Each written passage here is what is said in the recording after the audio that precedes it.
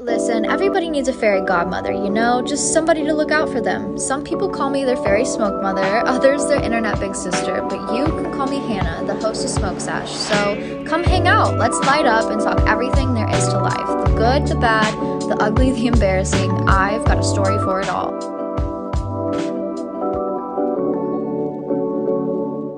Hello, hotties of the world, and welcome back to another beautiful little episode of Smoke Sesh. You guys, I am full of life and energy today. Not that I'm not usually full of life and energy, but I actually got to sleep in this morning. I'm back to my little usual go-to routine for the day. I don't know why winter decided to happen 3 months too late. I feel like the winter season has completely drastically changed to now occurring mostly January, February, and March, at least where I am in the Midwest. It gets abnormally cold. I'm talking -2 degrees outside, which means for me, most importantly, I did not have horseback riding lessons this morning.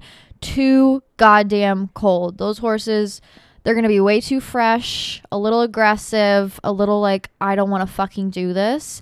Thus, we let them be. We also save our fingers and our toes and our nose from the cold. So yeah, I got to sleep in this morning. I am a little sad that I'm missing lessons.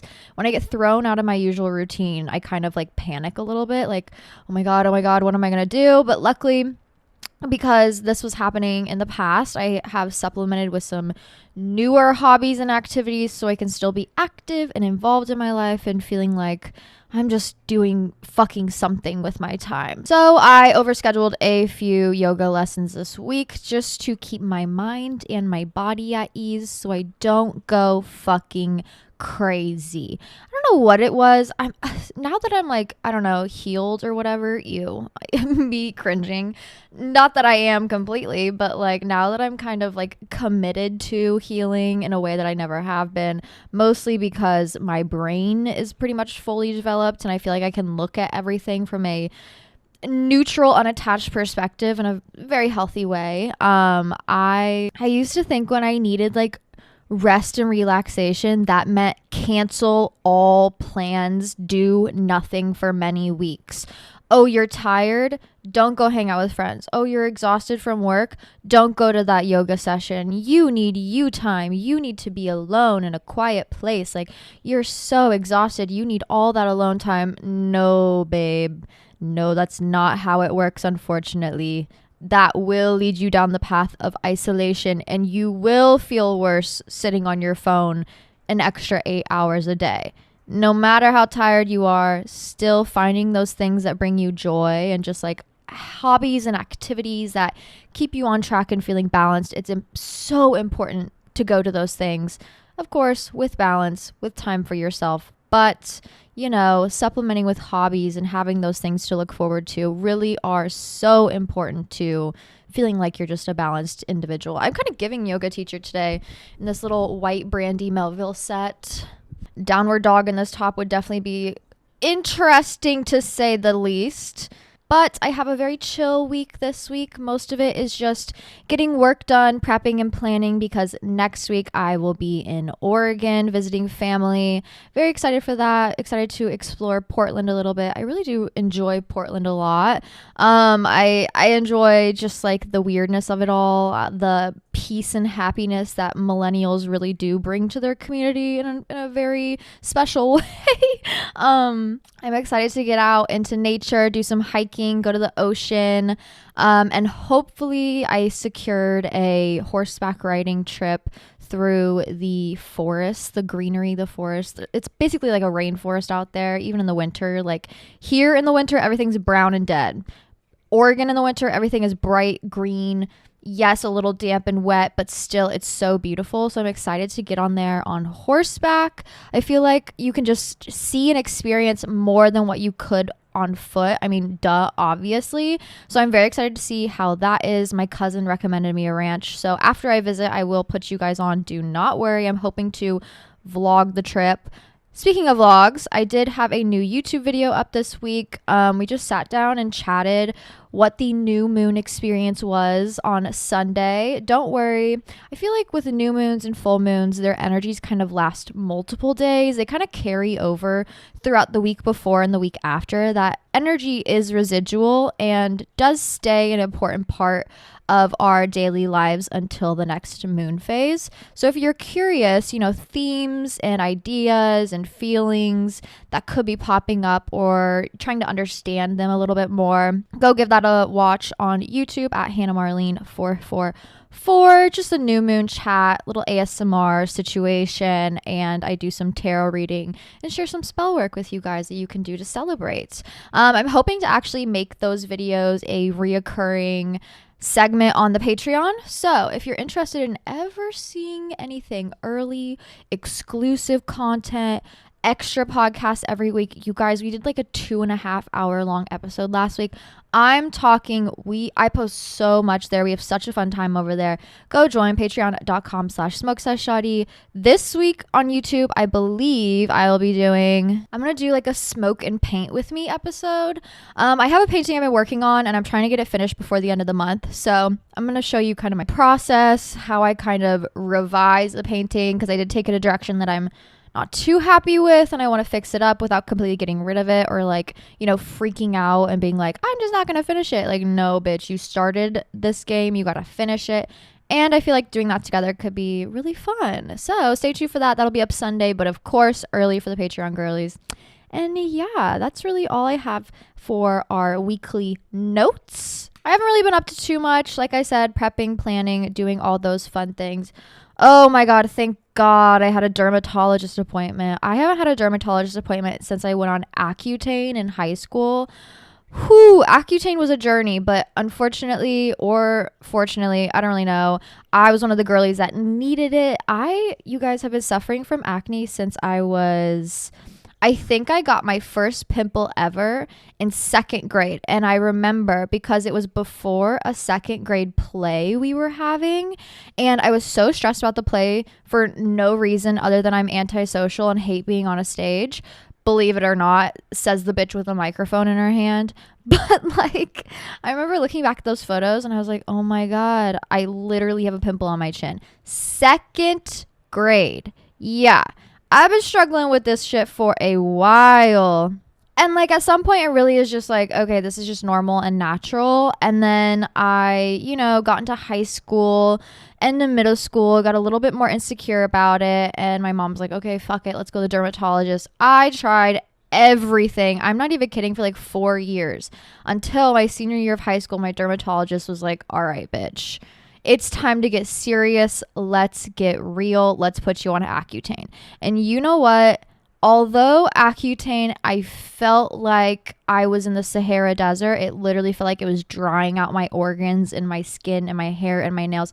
It dried out my skin so much that my lips started cracking and bleeding to the point where they got infected. There was nothing I could do. It was I have to eat, I have to talk, I have to do things with my lips. Obviously, I'm keeping them moisturized. They got infected. It was so bad. And it's senior year of high school. I'm supposed to be doing all these senior photos, all the senior fucking things or whatever that you're doing, interacting with people, with family. And I'm like, oh my God, I look cracked and disheveled and I'm bleeding everywhere. But after I stopped, my acne was gone. My acne was gone. No more acne. It was a miracle drug.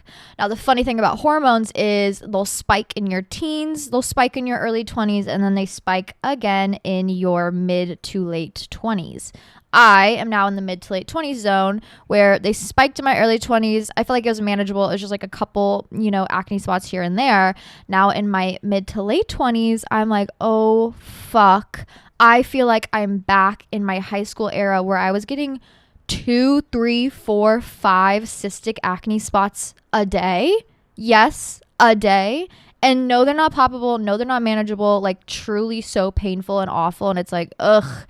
Okay, let's get this shit under control. So finally I made a dermatologist appointment and she put me on what I like to consider the miracle combo. I really hope this works for me. I'll probably up my dosage of medication eventually, but great starter instead of just jumping straight into Accutane, because girl, that is a commitment, although it does fix everything, thank God. Started on spironolactone, love her down. Trick to spironolactone is taking it at night, because some of the side effects are like very small but still kind of get in the way of living your everyday life. She was so funny the way she described the side effects to me. She was like, yeah, so just a heads up, like you could see some like massive growth in your tits, and like your hairline could get really thick, like you might start growing a lot of hair, and you might lose some weight, and you might feel like you have more energy. I'm like, okay, so what's the downside? Like, you can't pitch a drug to me by being like, you are going to be the hottest and sexiest that you've ever been in your entire life. The downsides usually are like you can feel lightheaded just because it is a diuretic. You could go to the bathroom a lot, things like that. Of course, it affects everybody's body differently. So she said to avoid, you know, the lightheadedness, the diuretic aspect, take it at night. So when it's interacting with your body, you're asleep. You're not really dealing with with a lot, and then during the day you're chilling. You know what I mean? So I've been doing that. It's been fantastic. Love it down. I've already noticed a slight change in my acne. I don't think the percentage that I'm on right now is going to completely wipe it away, but I think if I go up one more percentage, I'll be good to go, because I'm also using, you guys, I got prescribed the most amazing miracle cream that there is on the planet Earth, which is tretinoin. Listen, I am not a skincare expert, but I do know what works for me, because my mom started tretinoin when she was about my age. She started tretinoin and she used it every single day up until now. She still uses it, and she has, I'm not even kidding, she looks so young. She has like no wrinkles, nothing. She's had no work done. Just the tretinoin has made her skin turnover rate so good, and it's made her skin so clear that I'm like, well, I know it works for you, and I know it'll work for me, because we are the same human being. Like, bitch, you birthed me out, of course we're the same human being. So please, thank God my doctor prescribed me that. I'm very excited to start. I will say, talk about Sahara Desert, tretinoin will do that. For me personally, when it comes to like strong topicals, I put a lot of distance in between my usage. My doctor said every other night. Hell fucking no. That's when I'm like, all right, doctor, thank you for the prescription, but I'm going to take my own medical advice here. Not recommended, but once again, I know what's best for my skin. And I'm starting on tretinoin. It's the lowest dose you could possibly get. I'll maybe do it once a week, because the way it'll dry your skin out and have it cracked and crusty, I'm not going through that. I'm not going through the crazy purge. I'm going to slowly work my way up. And honestly, I'll probably do it once a week for about 4 months. Just giving my skin time to reset and really get on board with what I'm working with. But I'm so excited. I really hope it clears all up by summertime, because bitch, I am tired of having acne. And listen, my backney girlies know. I talked about my backney, and the girls came and they said, we hear, we see you, we support you. I'm glad I'm not the only one dealing with it, because it's just so annoying. It's not even like the aesthetics of it all. It's just like, what the fuck? I don't want to be in pain. I don't want to wake up in pain. Like, that's just annoying. Having something painful under your bra strap, or like painful on your back, or painful on your face. Like, I don't want to be inconvenienced. I'd rather just take a pill every night and have it fixed. So fingers crossed that's what happens, because my fucking God, I am 26 years old. I thought by this time my acne would be gone. This is the journey God put me on, or whatever. I'm going to do my best. But yes, shout out to my doctor for that medication. I'm very excited to start. One thing down, dermatologist. Next thing, dentist. Capricorn season. I'm literally getting everything done that I possibly can before the energy wears off. This time is so potent. If you don't use it to schedule all 80 of those doctor's appointments and go to it, you are making a drastic mistake. Next one is the dentist. I hate the dentist. I take care of my teeth. I go regularly, but I know I have some cavities I need to get filled, and that shit, ugh. Oh, there's nothing worse. There is nothing worse, but I'm going to be a brave girl, and I'm going to go and I'm going to get that shit handled, because I don't want my teeth falling out of my face. And if there's anything you're going to do in this life, it's make sure you're taking care of your teeth. Please, for the love of God, take care of your teeth. Do not get them ripped out of your skull and replaced. You want to make sure those bones are healthy for your entire life. I'm begging you. And I'm mostly saying this out myself. So, once again, all the doctor's appointments are getting scheduled. They're getting done. Period. Frontal lobe development things. You know, speaking of high school, that 2016 trend was going around. 2026 as the new 2016. Listen, I love a reminiscent era. I love a nostalgia factor. Like, half my tattoos are based on nostalgia. I love indulging in nostalgia. I love looking back and being like, wow, fun, cute, cool, throwback. I did post one photo of me on Instagram. I did participate in the 2016 trend. It was me in New York. That's like my only memory from 2016 because, to be honest, I was very unwell in 2016. You guys know the story. You guys know where I was at that point in time. Not great. Psych ward, pretty much. So it's so funny seeing everybody's like, here's 50 photos from 2016. And it's like, I have one singular memory and one photo to account for that year. Honestly. And I am not re-downloading Snapchat to even think about going through what I was doing because it was party, drugs, alcohol. And by drugs, I mean weed and alcohol. Where's the Addy on Snapchat, pulling up to different places, psych ward, back out, more partying. And then I went to New York for my 16th birthday. Shout out to my parents for that trip. But yeah, very unwell. And I think people forget what 2016 was. 2016, it was like, people have so many photos of joy and whimsy from their life because that year was such a scary year and such a bad year that it was like we have no choice but to indulge in the whimsy and joy in life. Like, there is no hope and thus we must create it. That's what 2016 was giving. What was it? It was like Donald Trump, scary, spooky. How dare I say his name out loud? Literally, I feel like I'm yelling Bloody Mary in the mirror 3 times. He was elected that year. It was like the Justice for Harambe year. It was like it was dumb and stupid. And I think it was like the first era where I noticed the trend of like the incels rising up. Oh my God, spooky, scary. And of course, there's going to be themes of that in this year in maybe a much, much scarier way. Hopefully, we have learned our lessons, from 2016. I mean, 10 fucking years. You would hope so. But I think it's a good reminder that no matter how bad the year is, indulging in joy and whimsy and trying to bring a little bit of light to each other's lives really is the best way to survive because, you guys, things are scary out here. A lot of listeners from this podcast are not based in America, which, like, hey, we're international girls. Welcome. Happy to have you. But, like, I was getting some comments that were like, is it as scary in America as it seems from outside? Yes. Yeah, it is. Absolutely. It's a very unnerving time right now. It is a very scary time right now. It's a time where we're all kind of like looking at each other and going, what the fuck is happening? Very reminiscent of early Germany pre-World War, what was it, fucking 2?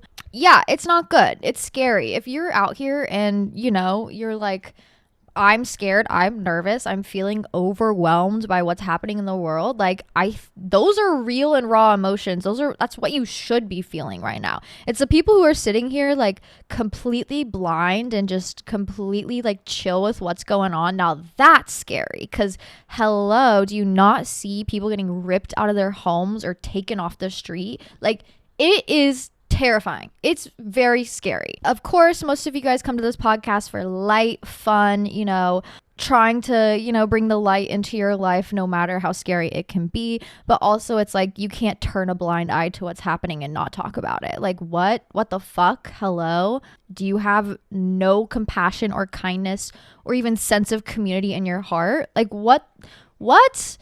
I feel very lucky that I don't really have anybody in my life who is like that. I made very clear to cut those people out very quickly. I am not afraid to let people know my stances. So if they are not about it, they can quickly get the fuck away from me.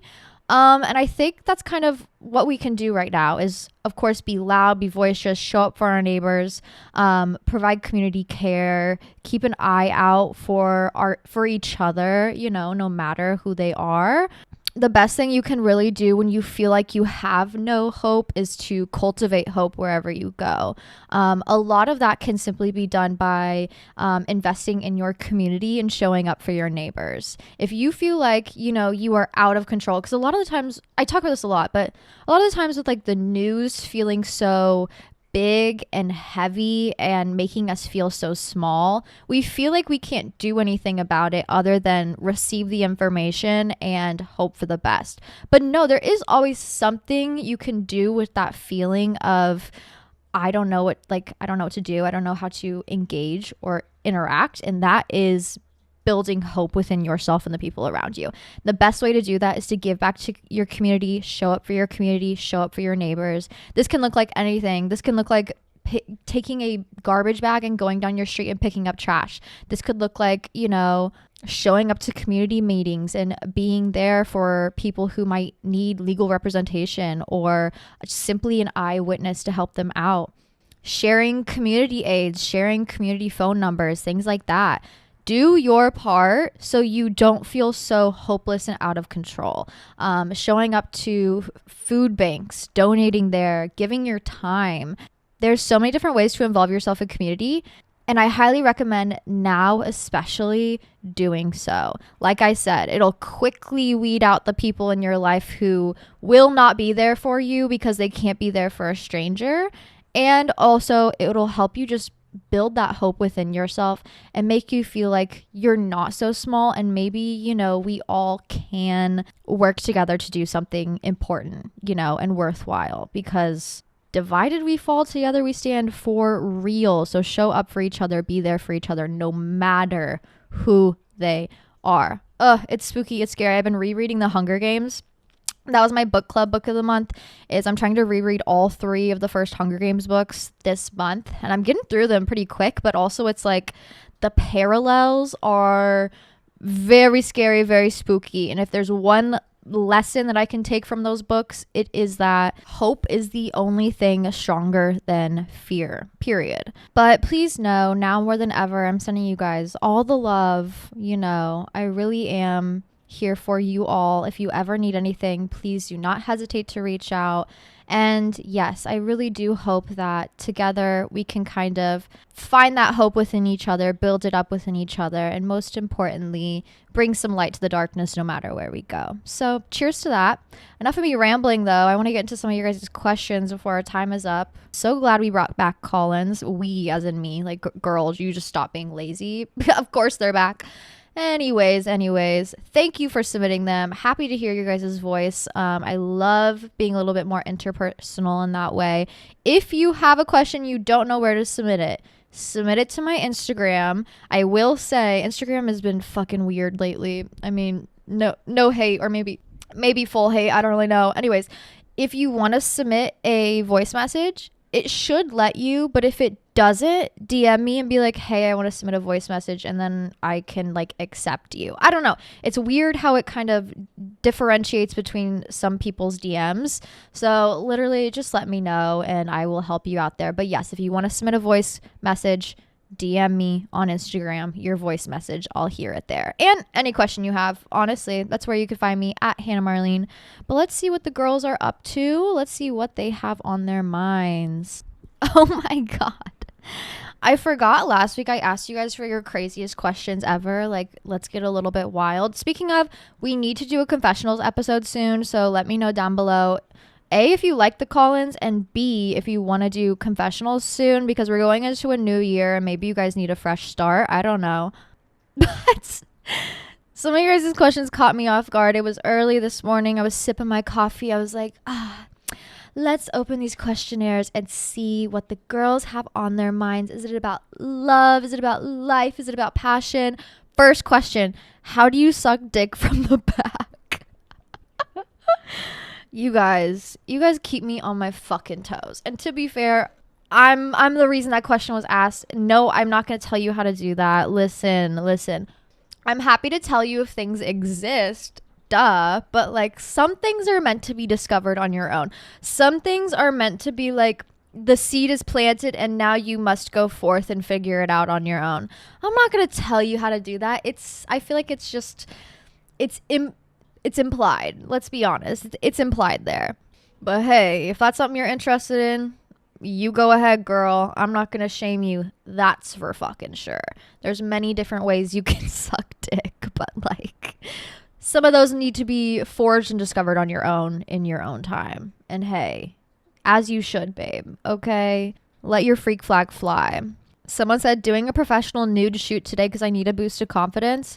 And you know what? Proud of you. I had a roommate who does boudoir photography. She was like the first person I ever moved in with, and she just owned a house and then rented the rooms out to like 15 different girls. Honestly, it felt like a hostel situation, but happy that it was all women. Vibes were good until mice started entering the building and I was like, I gotta fucking go. Anyways, she was a boudoir and is a boudoir photographer, and honestly the confidence and inspiration I see from her photos is so fun to see. Like, I love the energy she brings, and I love the confidence and like the sets she designs for different women to just bring inspiration and love and lust into their life. And you know what, it has me thinking like, maybe I'll do that. I don't know, I haven't done a photo shoot in a while, honestly. If there's any photographers in Kansas City that want to work together, let me know. But there's no better confidence booster, in my opinion, and this can feel very surface level, so like don't come for me. I'm literally just a girl. I am not a guru. I am a girl. Is a good hot sexy photo. A good hot sexy photo will make you feel unstoppable, truly and honestly. After New Year's Eve, I was like, okay, my only goal New Year's Eve is A, to go out and dance, and B, like, I want a hot sexy photo. I haven't had a hot sexy photo in a while. I want a hot sexy photo. So I put myself together. I put on a tight ass red dress, a massive push-up bra, and did my best. And honestly, I think about those photos every single day. I took them and I looked at them and I was like, I forgot I could do that. I forgot who the fuck I was. All it took was me, well, A, dressing in a way that made me feel confident, and B, getting a good photo out of it. It feels so surface level, but there is nothing better.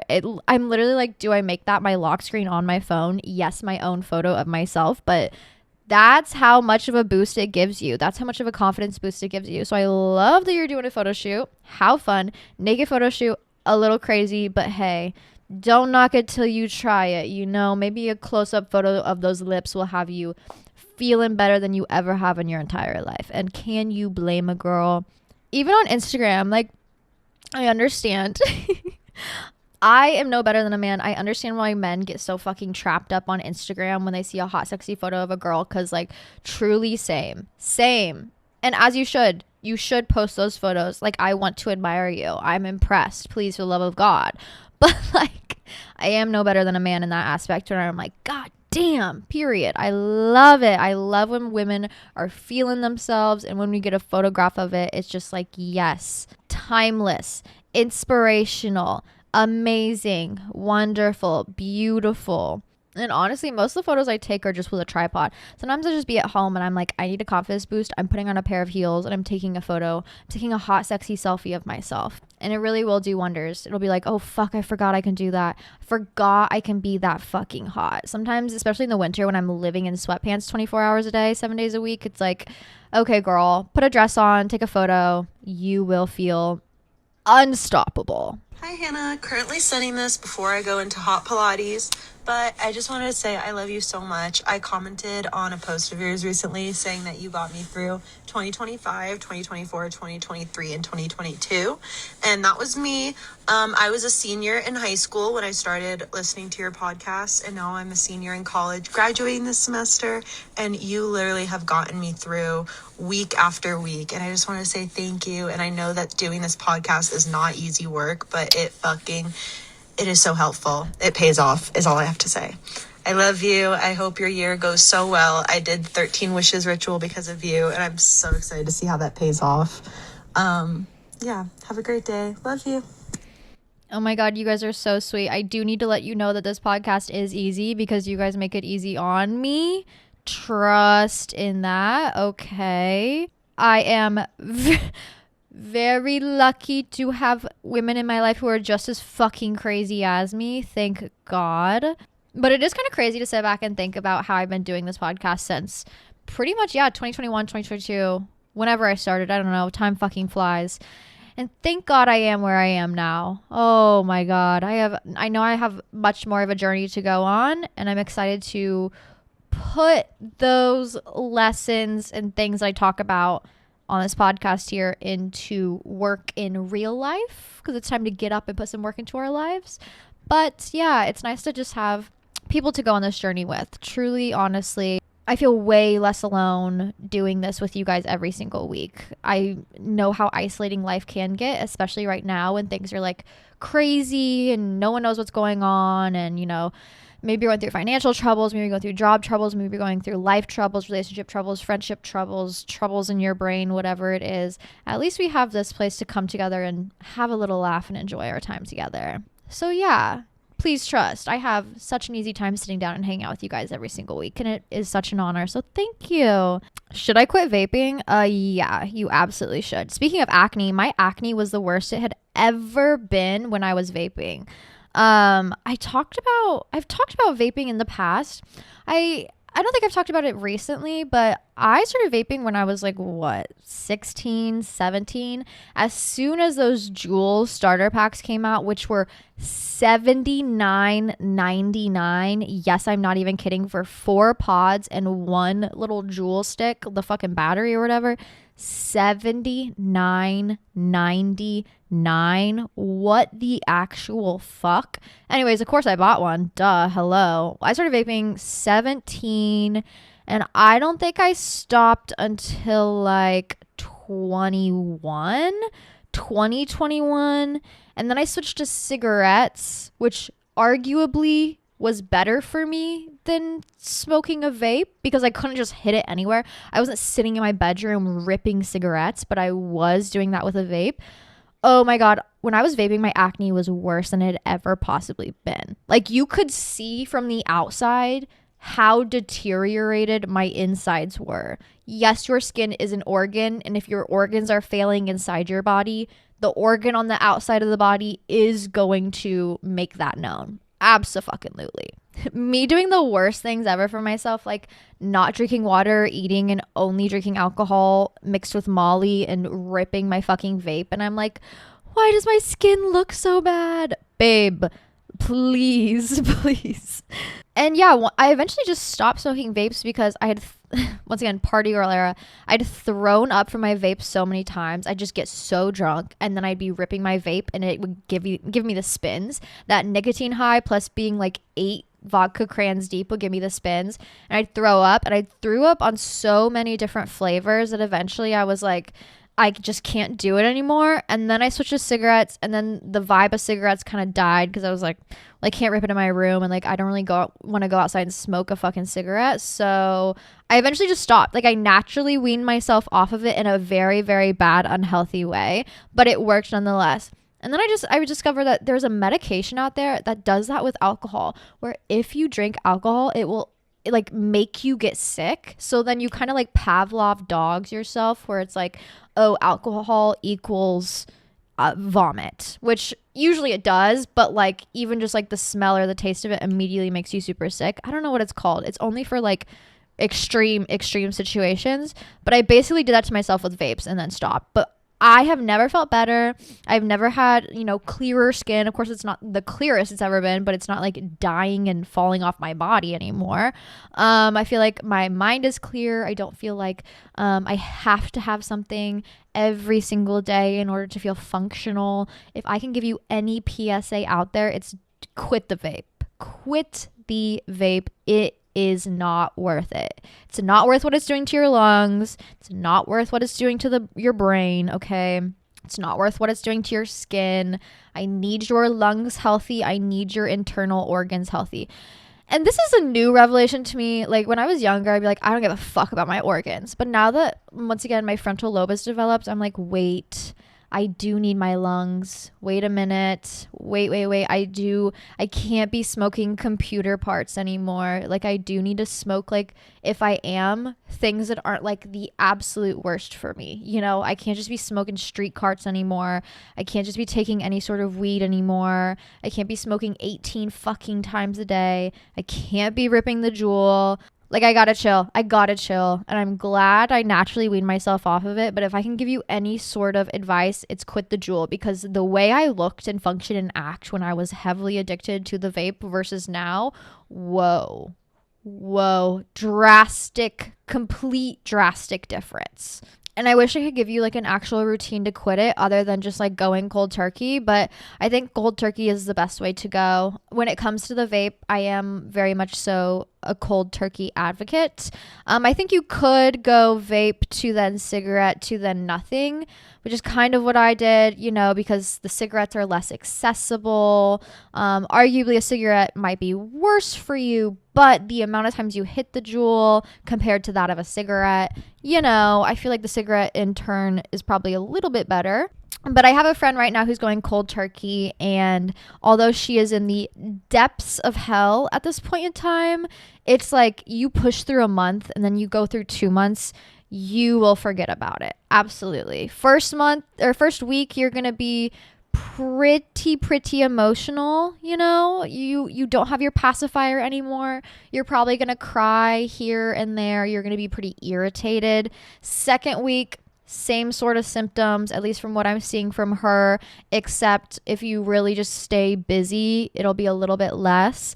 Third week, a little bit less. Fourth week, a little bit less. Eventually, you'll completely forget about it. Completely forget about it. So give yourself time. If I could recommend anything, it's going cold turkey. Don't do what I did, which is just ripping it after drinking and then throwing up so many times that you physically can't smoke it anymore. Not good for you. Happy it worked out that way for me, because now I just physically can't even be around vape smoke without like gagging. I know, drama. Wow. But like, please, I know I'm going to be your older sister, annoying, or actually be your annoying mom right here who's like, the vape is bad for you. Like it really is. And we can tell. I can tell the lines next to your mouth and your eyes and the way your skin is sagging off your face and rotting off your body. It's like, I can tell, because your internal organs are also doing the same thing. And no hate, I've been there, trust, like truly. I'm not one to judge, but there will be a drastic difference if you stop, and it will be a positive one, a massively positive one. What are things you do for immunity? I feel like I'm always getting sick. If it's cold, wear socks.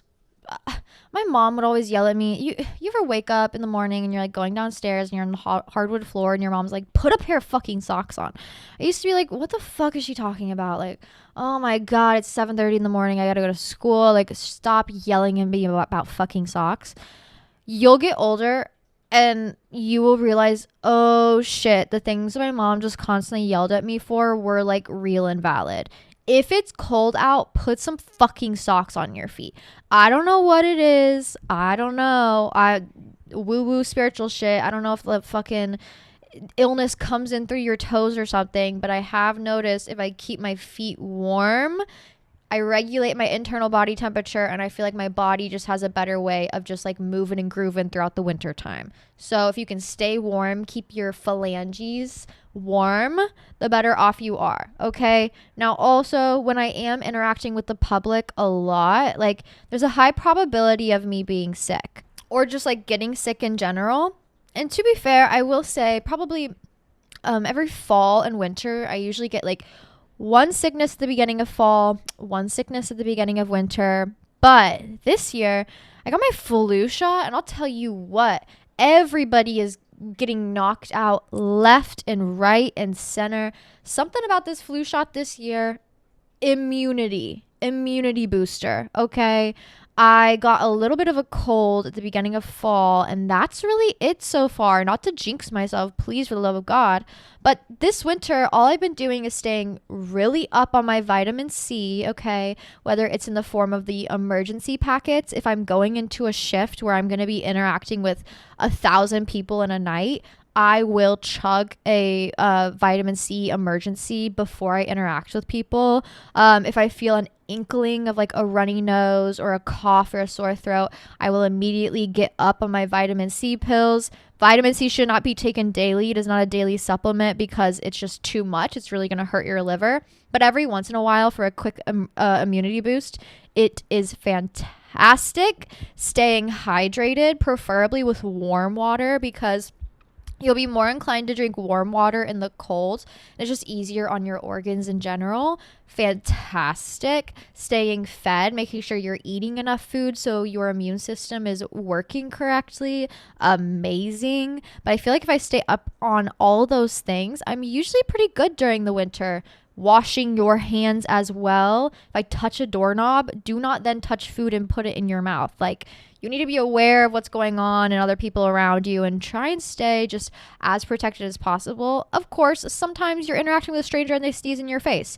You can't do anything about that. You might get sick. It is what it is. There's sometimes things out of your control. And when you do get sick, the best thing you can do is rest and relax and give in fully to just committing to healing for a little bit. Like, it sucks you're going to be out of routine, but do the best you can during that time. But if you do take precautions, I find that I don't get sick as often.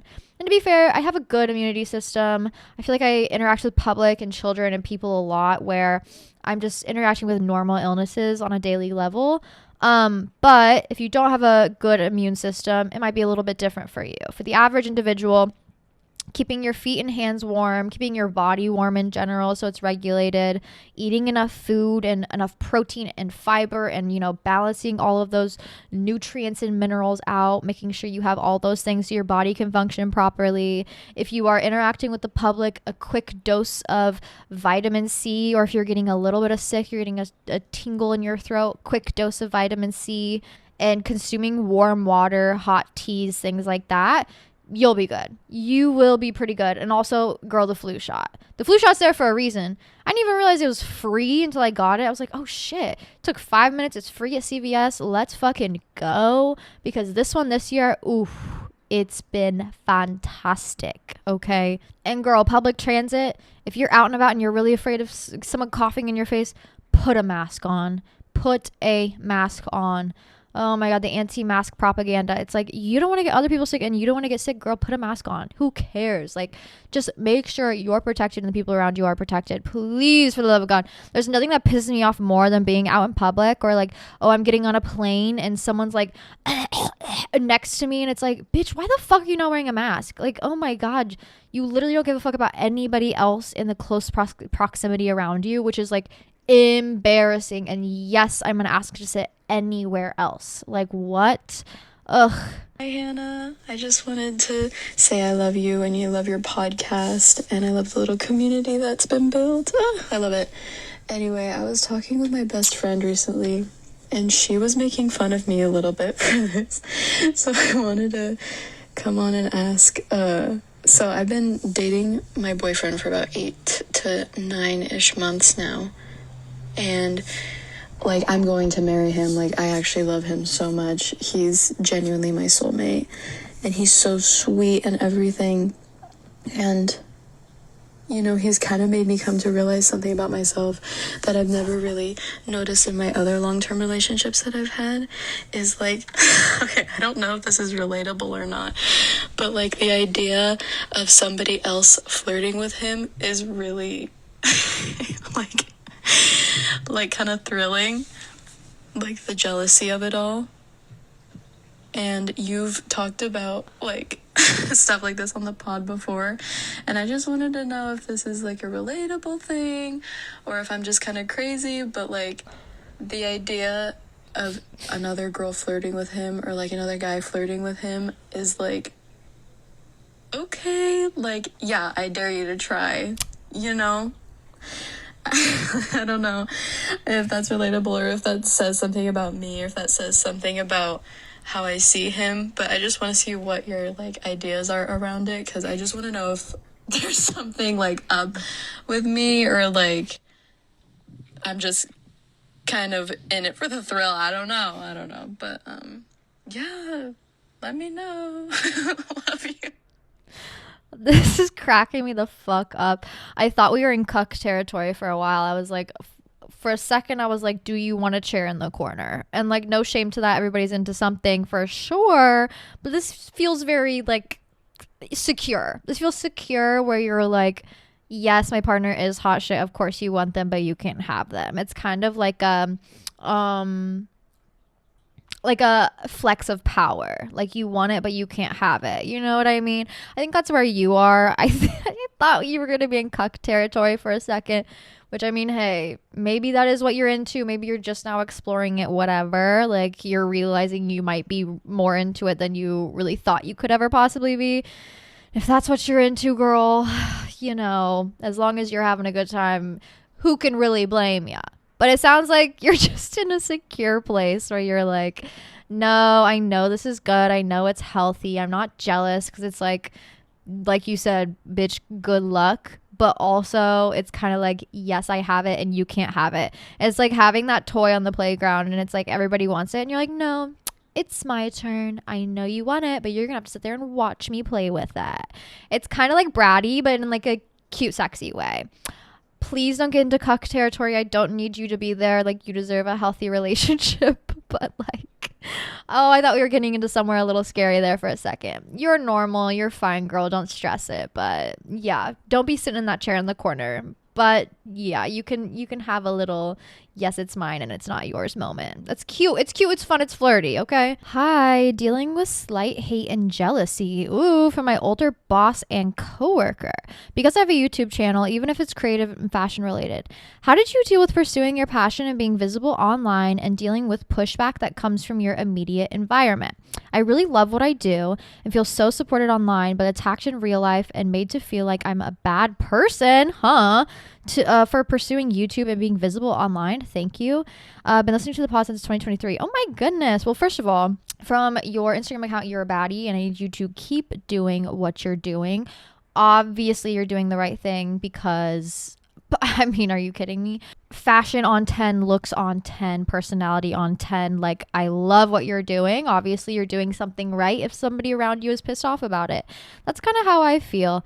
I don't know. You're not like doing anything other than being yourself. And if somebody has a problem with that, it's because they have a problem with themselves. I don't know. When I entered the social media space and began creating online, it wasn't in a very like artsy way. I wasn't like engaging in the online world in an artsy way. It was more so about like outreach. Like I was just lonely and I wanted people to chit chat with and talk with. So it came from a very neutral sense where it was like, if anybody judges me for that, it's kind of like, who cares? Because what does it have to do with you? So I think I've been very privileged in the way that I've viewed my social media content up until now, where I really haven't put too much pressure on myself. And also I feel very lucky because people around me haven't put much pressure on me either. The people who I keep in my circle really do not give a fuck what I do online. They really don't. My friends, they don't listen to this, okay? My parents, they don't listen to this. My brother, my sister-in-law, they don't listen to this. They don't watch my YouTube videos, nothing like that. And if there's anybody who knows me who does, I mean, I appreciate it if it's coming from a good place, but usually I have found that the people in my life, like kind of on the outside circle or like not immediate circle, who do like consume my content in an unhealthy way, have like never reached out to me via text, have never called me, have never like actually been interested in who I am as a human being. They're truly only interested in like the judgment aspect and comparison aspect of it. And a lot of that I know really just stems from self-hatred. So if you find yourself doing anything where you are visible, whether it's like being online and creating videos and doing fun things from your house, Or even if it's something as simple as wearing a fun outfit outside of your house, you know, it could be making yourself visible in any sort of way, being loud, being, you know, laughing loud, being yourself in that sort of way in a public space. If anybody judges you for that, it's because the internal world that they create from themselves is very judgmental. They do not hold space for love for themselves. They don't hold space or love for anybody else around them. And thus, everything they do or anybody does around them is looked at as if it's happening under a microscope. And that's just like no way to live. So I do think if you're finding that happening within your workspace, that's interesting, because then it gets sticky, because truly and honestly, anything you do outside of your work environment is up to you and not something you should be or can be judged on, because it has absolutely nothing to do with the community or the company that you work for. So I do feel like you're being targeted in a way that is making you kind of rethink your feelings and thoughts and actions, but I don't think you should be. I think what you're doing is good and real and honest, and I think you should be yourself, and you should, you know, show up in the world however you want to. I think that's amazing and wonderful and beautiful. And if the people around you don't like what that looks like, then they don't have to be around you, you know? If they keep consuming your content and getting mad, like, that's truly and honestly on them. I know it can feel very intimidating, especially when somebody in a position of power, thus like your boss or manager, is maybe demeaning you or talking down on you about it. But in any sort of case where you feel like you as a person are being judged or demeaned by anybody, verbally, anything in front of you, you have to shut that shit down. You do. At that point, it's just bullying. And if you let it happen, it will keep happening. If you don't stand up for yourself, you are going to find yourself encountering that kind of behavior and negative self-talk a lot. Period, point blank. Ever since I was a young girl, my dad taught me very quickly to not allow bullying to happen to me. He was very quick to give the opposite advice of what my mom would say, which is, oh, you know, just ignore them. My dad be like, you should physically fight them. And you know what? In second grade, I remember this. It was YMCA aftercare or whatever. And there was this one guy who was probably like a year older than me who would always pick on me, always pick on me, always pick on me. And I came home one day from school and I told my dad, he's like, you should just punch him in the face. And I was like, okay, I don't know if I have the confidence for that, but I'm going to pocket it. I'm going to pocket that advice, Dad. Thank you. I'm like 7 at the time. Yes. Let me assault my fellow schoolmate. Anyways, next day, YMCA, same thing. We're on the playground, whatever, playing basketball or something. And he's picking on me. And I'm holding the basketball out in front of me. And you know, when you're a kid, sometimes you're just like impulsive. I remember having a flashback where it's like me holding the basketball and the kids in front of me like la la la la, and in my head I hear my dad's voice like, you should just punch him in the face. And something came over me where I took the basketball and I threw it at his face as hard as I possibly could. And it like broke his nose and he started bleeding everywhere. But guess what? That motherfucker did not fuck with me again. And actually, we were pretty good friends after that, because it was like, oh shit, I have to respect her.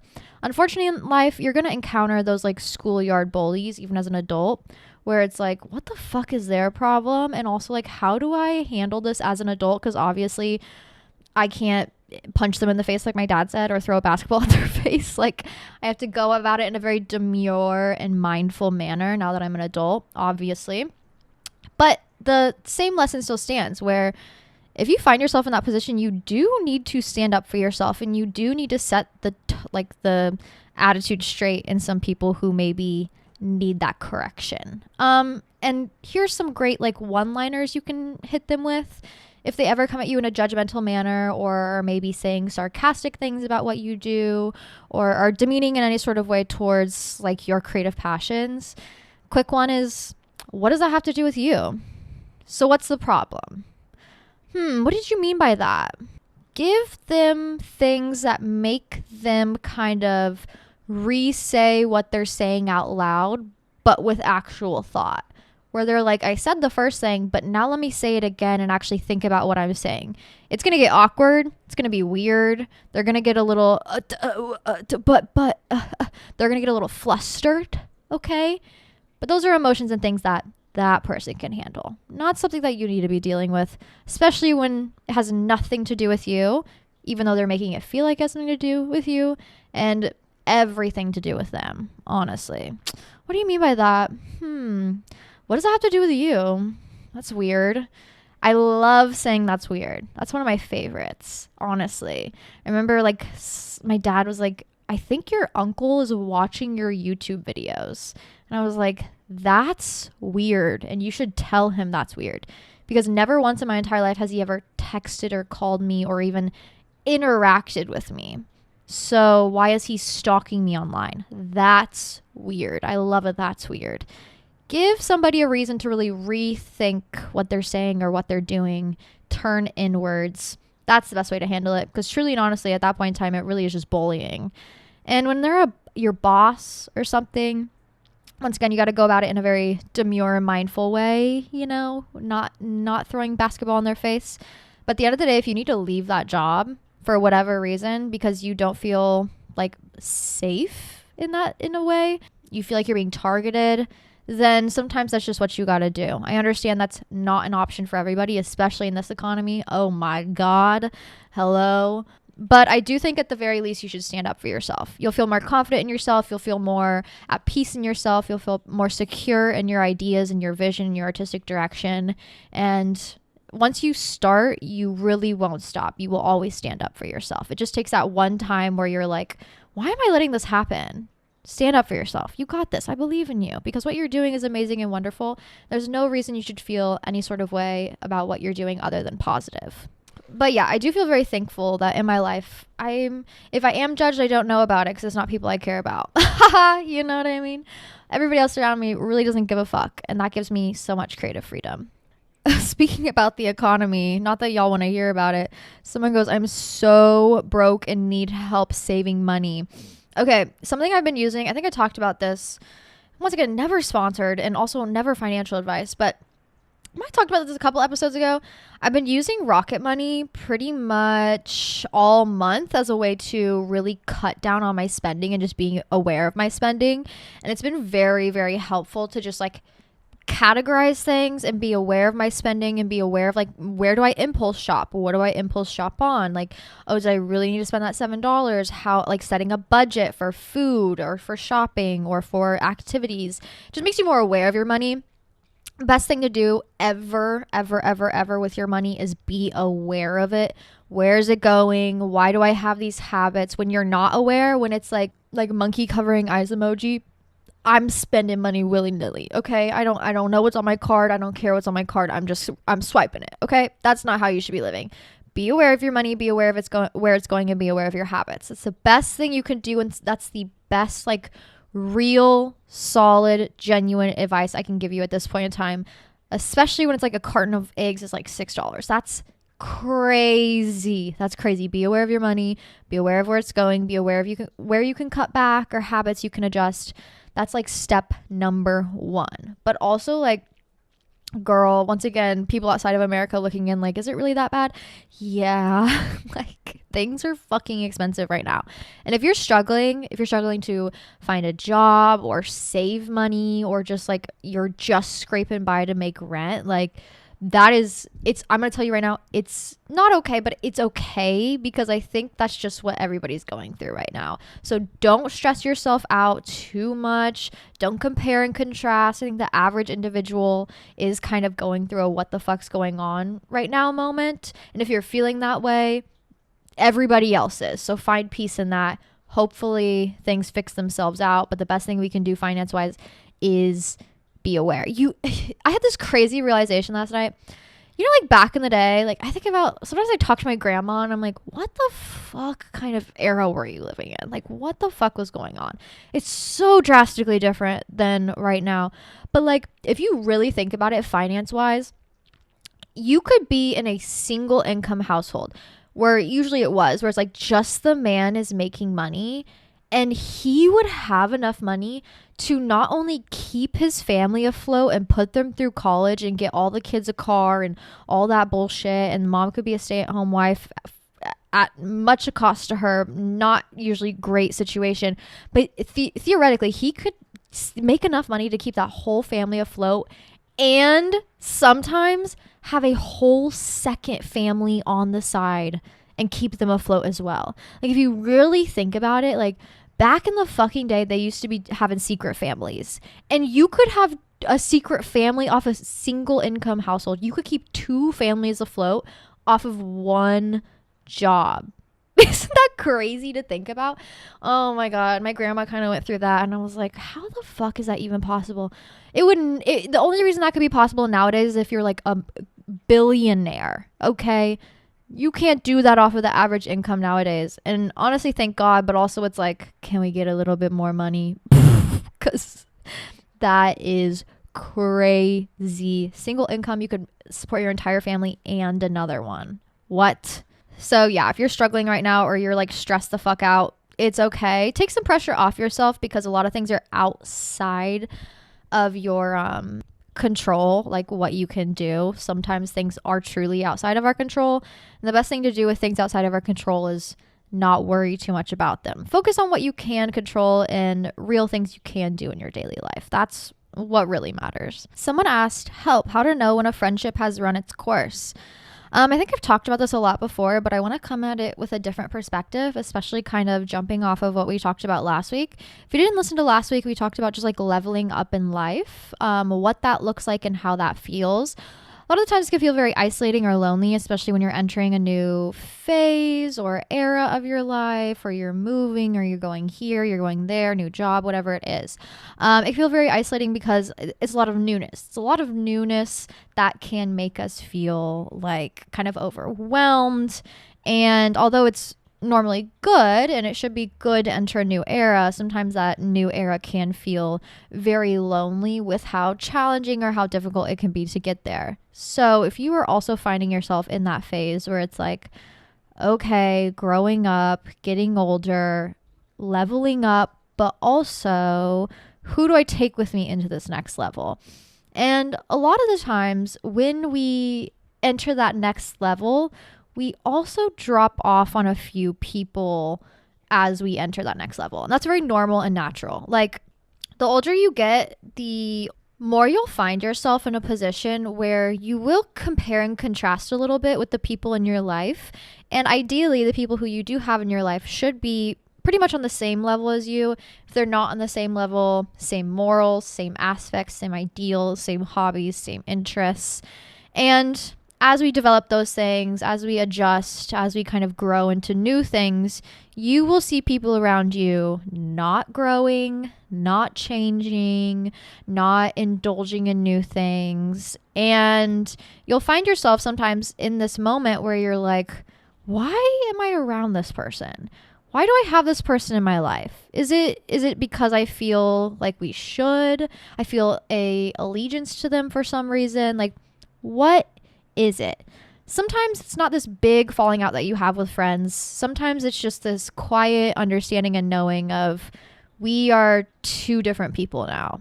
Point blank, period. We're two different people. We don't have anything in common other than our old drunk stories from college. And at that point in time, if you find yourself there and it's like awkward to hang out with them, or you don't feel called to hang out with them, then I think it's okay to kind of leave people in the past. It's okay to understand that some people in our lives are there for phases or there for seasons, and not everybody can be there for you forever. You also can't be there for people forever. I had a hard time with this growing up because truly and honestly, a lot of my close friends are people that I've been friends with since I was born. So I've only ever known undying allegiance to the people around me. And I'm also very lucky that the people who I have kept around me for that long have grown and changed and developed and been patient with me, and I've been patient with them. It's been that quiet understanding of, we will always grow up together no matter the age. But not everybody has that perception. And if you need to leave people in the past, that's okay. I don't think you need to blow up your entire life or blow up the friendship or, even tell them to their face, hey, I don't like you anymore. I don't want to be around you. I feel like that's just messy and unnecessarily rude. I think sometimes that quiet understanding also comes just like the quiet distance as well. And if they reach out, you can be honest. I think we're just going in different places. I'm really busy right now. I'm just in a different place in life. I hope we can grow back together, but for now, I'm kind of just really focused on me.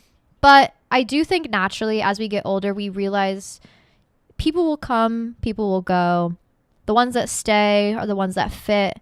And the ones that naturally kind of weed themselves out, the distance gets longer, it gets quiet in between you guys, naturally leave for a reason. Because I think when you get to your mid-20s, you also have this, you encounter people that you've known in your early 20s, and now that you're in your mid-20s, you've probably changed a lot. And you realize, wow, those people haven't changed at all. They haven't grown at all. I remember in college, we used to party. We used to have a great fucking time. It was fantastic. And they're still doing the same thing, even though we should be moved on by then. You can't control people's actions. You can't control who they are. You can't be like, hey, you need to stop drinking like we did in college. I mean, you can say those things. But ultimately, people are going to make their own decisions. They're on their own paths. They will, sometimes listen to you, sometimes won't listen to you. They will make bad decisions. They'll make good decisions. And there's nothing you could do about that. You can only let them be who they are and make the choices that they make. And the choice that you can make, what you can control is, do I want to be around them while they make these decisions? That's really all you can do. I get a lot of questions that are like, hi, Hannah. Before I say anything, I just want to say that I love the pod and you're so inspirational. Your advice has helped me through so many aspects of my life since 2021, since I've been listening. And I definitely really need it right about now. So my best friend, like my childhood best friend, my literal sister, like the most important person to me in my entire life. I'm in a little bit of a situation with her because she is seeing her ex again, and they broke up a little over a year ago, and she has, within that time, has gone back to him twice, but it's been 8 months since the last time she went back to him, and each time he hasn't changed.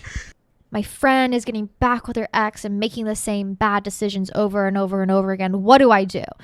It's like, in reality, what you want to hear is, this is what you tell your friend, and she completely drops him and forgets about him and moves on. I wish life was that fucking easy, and if I had a magic wand, girl, I would wave it over her head and make that happen. But we will realize in life that the only thing we can control is ourselves, and the decisions that the people make around you are the decisions that they want to make, decisions that they have chosen to make. And all you can really do is let them be themselves and decide, is this a person I want to have in my life, or is maybe this somebody that I need some distance from? We can give that tough love to them. We can be honest with them. We can be real, but we can only do this so many times before it's like basically beating a dead horse. You can only do that as many times until you get fucking burnt out. All you can let people do is make decisions for themselves, and the only thing you can control is what you do with that. Do you want them in your life? Have you outgrown them? Do you need to move on? Do you need to focus on yourself? A lot of this life is outside of your control. And the sooner you realize what is in your control is what you decide to do with yourself moving forward, the easier life gets.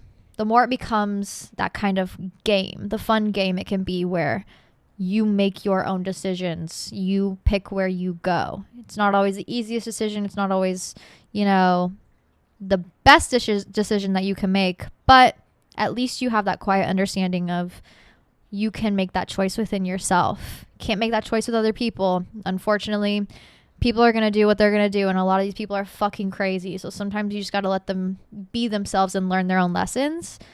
But you can't always focus on yourself and the decisions you make.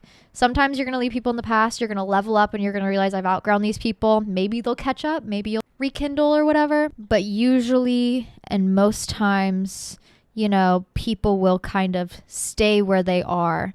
And the ones that do commit to growth will grow with you. And I think that's beautiful. It's a quiet understanding and commitment to self that really does make the best friendships, honestly, and the ones that last lifelong. I think about my friends who, like, one of my best friends, our parents had our baby shower together. Like, we grew up next door neighbors our entire life. Another one I met in middle school, and we're all all these friends I have, we are complete opposites. High school, I was the weird, crazy, depressed, artsy, nerdy freak. They were the preppy cheerleaders. But it is that like commitment to each other, commitment to self, commitment to fun, and quiet understanding that we are on our own paths and our own growth and our own journeys that have kept us together. They're never coming into my life and wanting to change things for me. They'll always want better for me, but we're all growing on our own, and through that, we're able to stick together. Not everybody will choose growth. A lot of people in your life will choose the bad thing. And you can always say something, but are they going to listen? Who knows? What you can do is commit to yourself and hope that that inspires them enough to catch up to you. But yeah, I think a lot of that leveling up can be very isolating, especially when you feel like people aren't able to keep up, or you wish they were, or you wish they wanted more, and those friends slowly drop off. You'll make new friends, trust. Don't ever worry about that. Like, you will meet new people and make new friends if you put yourself out there. But yeah, you are in the end gonna probably leave a lot of people behind. And who knows, maybe in 10 years they'll finally catch up to you, and you'll rekindle, and it'll be beautiful and amazing, and you'll have many stories to talk about. But I think it's good to also be situationally aware and know when it is best to kind of just like let people do what they need to do and learn those lessons on their own. And the best thing that you can do in that point in time is focus on yourself and your own growth. Someone asked, should I be dating for marriage? I don't know. I mean, what do you want in your life? Do you want to get married? Do you see that for yourself? I've been listening to a lot of Chelsea Handler stand-up recently. I don't know. Sometimes I get these weird infatuations with artists in any sort of aspect. Like last summer, it was Eve Babbitt's, and I read all of her books. It was like, no, I'm infatuated by this artist. In high school, it was like Gustav Klimt. Like, let me learn everything about him. And I don't know. In this season of my life, I've become kind of obsessed with Chelsea Handler and just like her style and her storytelling. I find it very interesting. And truly and honestly, I think the way that she presents herself, and honestly maybe the way she knows herself, is ever since she was a child, she's known what she wants and she knows what she needs, and she's gone after it. Period, point blank. She's always gone after it. But she makes it very clear what she wants, and she knows what she wants. She doesn't second guess that intuition. And she does listen to her heart.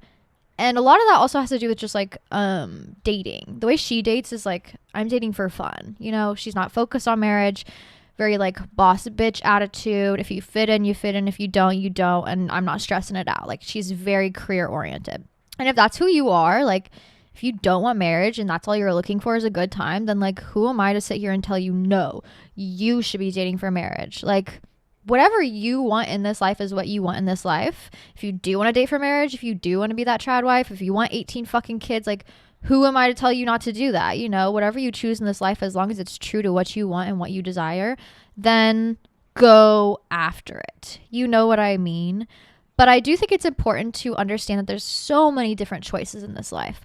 The choices that are presented to us on paper, societally, you go to school, you go to college, you get a job, you get married, you have kids. It's an option, same way like going into corporate is an option versus like maybe being an entrepreneur. There's different options in this life. And sometimes it's good to think outside of the box. Sometimes it's good to think inside the box.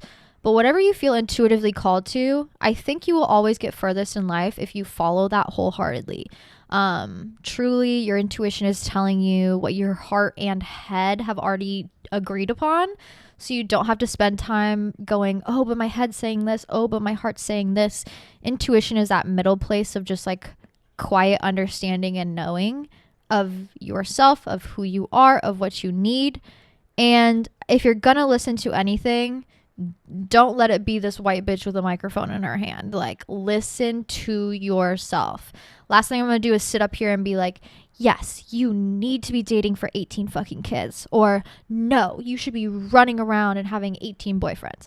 Whatever you decide to do in this life is important and real and raw and honest, and whatever you want for yourself is good. I mean, I hope it's good for yourself. Please want good for yourself. Your intuition is usually always the best option for yourself.